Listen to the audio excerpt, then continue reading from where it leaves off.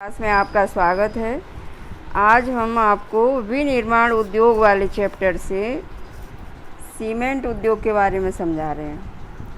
तो पहला सीमेंट उद्योग सन 1904 में चेन्नई में लगाया गया था। इसके बारे में कल भी मैंने समझाया था आप लोगों को, थोड़ा सा और देख लीजिए। स्वतंत्रता के पश्चात इस उद्योग का प्रसार हुआ। गुणवत्ता में सुधार के कारण भारत की बड़ी घरेलू मांग के अतिरिक्त पूर्वी एशिया, मध्य पूर्व, अफ्रीका तथा दक्षिण एशिया के बाज़ारों में मांग इसकी बढ़ी। यह उद्योग उत्पादन तथा निर्यात दोनों ही रूपों में प्रगति पर है और इस उद्योग को बनाए रखने के लिए पर्याप्त घरेलू मांग भी है और पूर्ति में भी वृद्धि करने के प्रयास किए जा रहे हैं। तो ये कल मैंने ये समझाया था। आज समझें मोटर गाड़ी उद्योग। मोटर गाड़ी उद्योग, मोटर गाड़ी ये परिवहन का साधन है। यात्रियों तथा सामान के तीव्र परिवहन के साधन है। ये भारत में विभिन्न केंद्रों पर ट्रक, बसें, कारें, मोटरसाइकिल, स्कूटर, तिपहिया वाहन, आप लोगों ने सबने देखा होगा सड़कों पर दौड़ते हुए ये सभी वाहन, ये बहुउपयोगी वाहन हैं ये, और ये कहीं ना कहीं निर्मित किए जाते हैं। उदारीकरण के पश्चात नए और आधुनिक मॉडल के वाहनों का बाजार तथा वाहनों की मांग बढ़ी है, जिससे इस उद्योग में विशेषकर कार, दोपहिया तथा तिपहिया वाहनों में अपार वृद्धि हुई है पहले की अपेक्षा। यह उद्योग दिल्ली, गुड़गांव, मुंबई, पुणे, चेन्नई, कोलकाता, लखनऊ, इंदौर, हैदराबाद, जमशेदपुर तथा बेंगलुरु के आसपास स्थित है। ये आपको स्थान याद करने होंगे कि ये उद्योग, वाहन उद्योग कहाँ कहाँ स्थापित हैं। अब इसके बाद है सूचना प्रौद्योगिकी तथा इलेक्ट्रॉनिक उद्योग। तो आपने देखा होगा ये मोबाइल की सुविधा और भी जितनी सुविधाएं हैं, सूचना एक स्थान से दूसरे स्थान पर पहुंचाने वाली, और इलेक्ट्रॉनिक जैसे आपका लैपटॉप है, तो ये उद्योग भी देखें कहाँ कहाँ विकसित हैं, कहाँ कहाँ स्थापित हैं।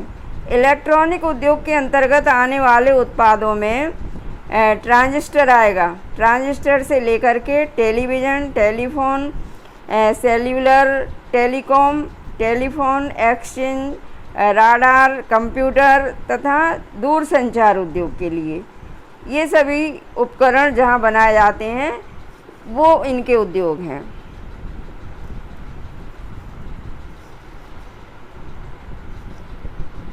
तो बेंगलुरु भारत की इलेक्ट्रॉनिक राजधानी के रूप में उभरा है। बेंगलुरु में सबसे ज़्यादा हैं ये उद्योग, इलेक्ट्रॉनिक उद्योग, यानी एक तरह से इलेक्ट्रॉनिक राजधानी कह सकते हैं बेंगलुरु को।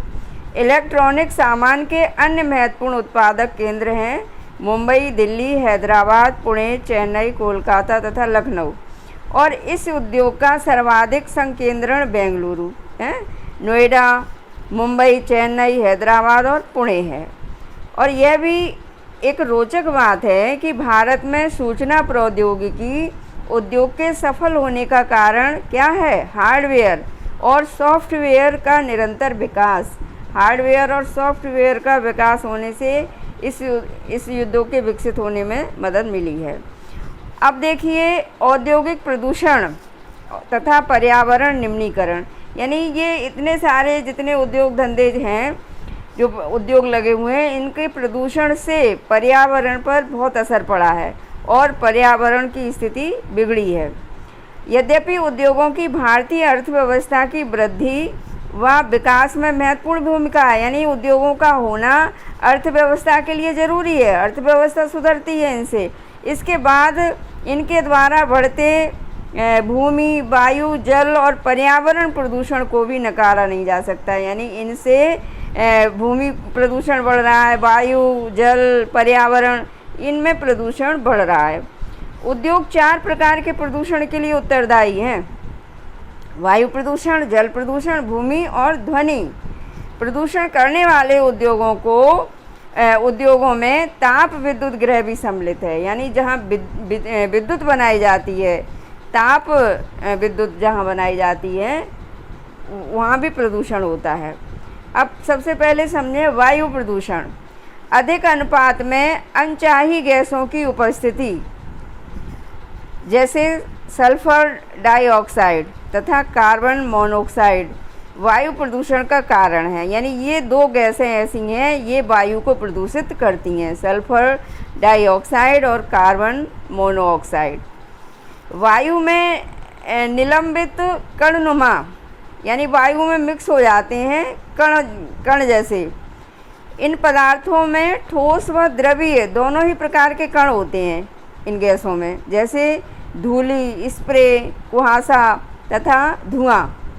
रसायन व कागज उद्योग, ईंटों के फट्टे, तेल शोधशालाएँ, प्रगलन उद्योग, जीवाश्म ईंधन दहन तथा छोटे बड़े कारखाने प्रदूषण के नियमों का उल्लंघन करते हैं और क्या करते हैं, ये धुआं निकालते हैं।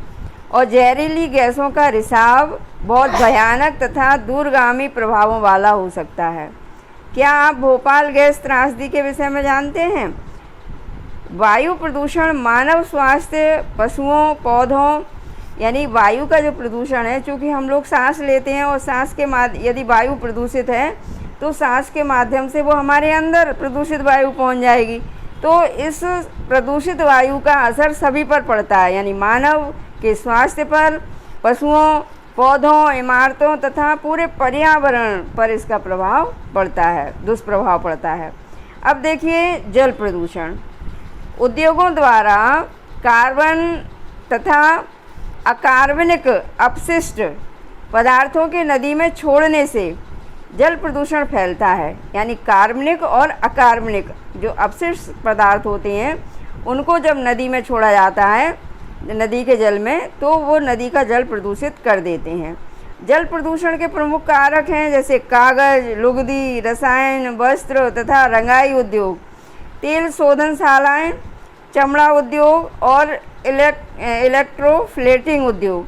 इनसे जो कार्बनिक और अकार्बनिक अपशिष्ट पदार्थ निकलते हैं, जहरीले तरल रूप में होते हैं, वो ये जो है पानी को प्रदूषित कर देते हैं।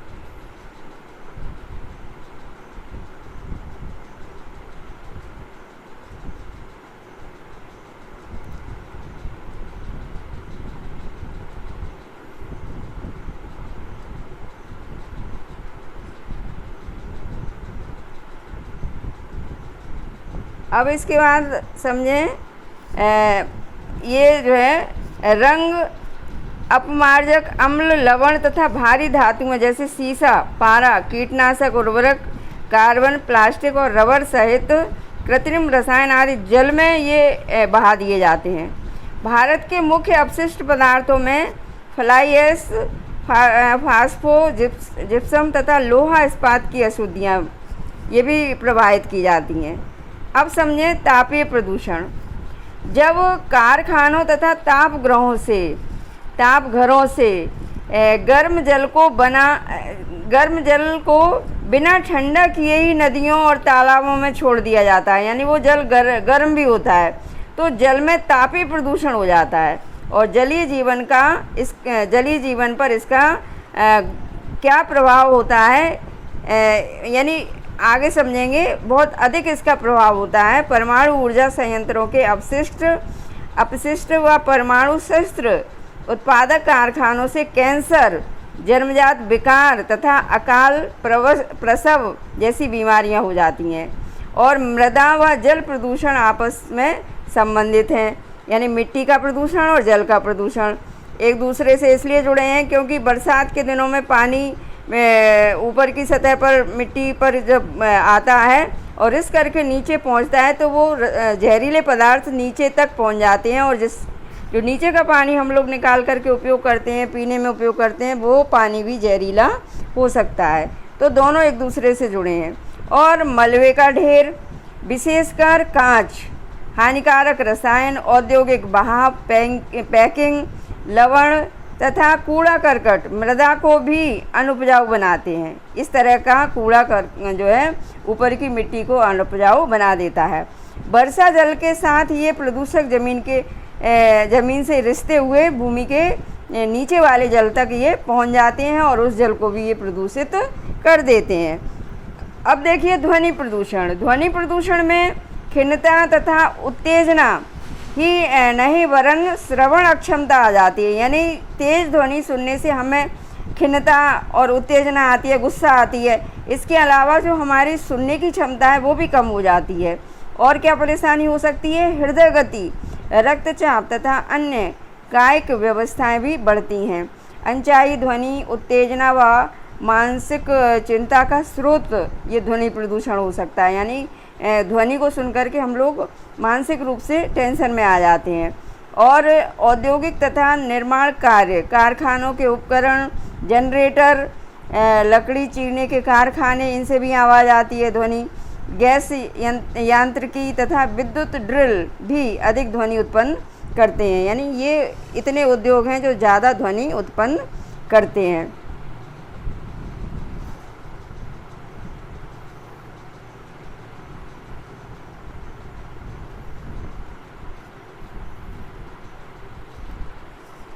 अब देखिए नदियों तथा तालाबों में गर्म जल तथा अपशिष्ट पदार्थों को प्रभावित करने से पहले उनका शोधन कर लें अगर, तो उसका प्रदूषण कम किया जा सकता है। और यांत्रिक साधनों द्वारा प्राथमिक शोधन, इसमें अपशिष्ट पदार्थों की छटाई और उनके छोटे छोटे टुकड़े करना, ढकना तथा तलछट जमाव आदि सम्मिलित हैं। और जैविक प्रक्रियाओं के द्वारा द्वितीयक शोधन किया जा सकता है। जैविक, रासायनिक तथा भौतिक प्रक्रियाओं द्वारा तृतीयक शोधन किया जा सकता है और इसमें अपशिष्ट जल को पुनर्चक्रण के द्वारा पुनः प्रयोग में लाने योग्य बनाया जा सकता है। अब यहाँ भूमिगत जल का स्तर कम है, जहाँ पर भूमिगत जल का स्तर कम है वहाँ उद्योगों द्वारा इसके अधिक निष्कासन पर कानूनी प्रतिबंध होना चाहिए। और वायु में निलंबित प्रदूषण को कम करने के लिए कारखानों में ऊंची चिमनियाँ होनी चाहिए। चिमनियों में भी इलेक्ट्रोस्टैटिक अवक्षेपण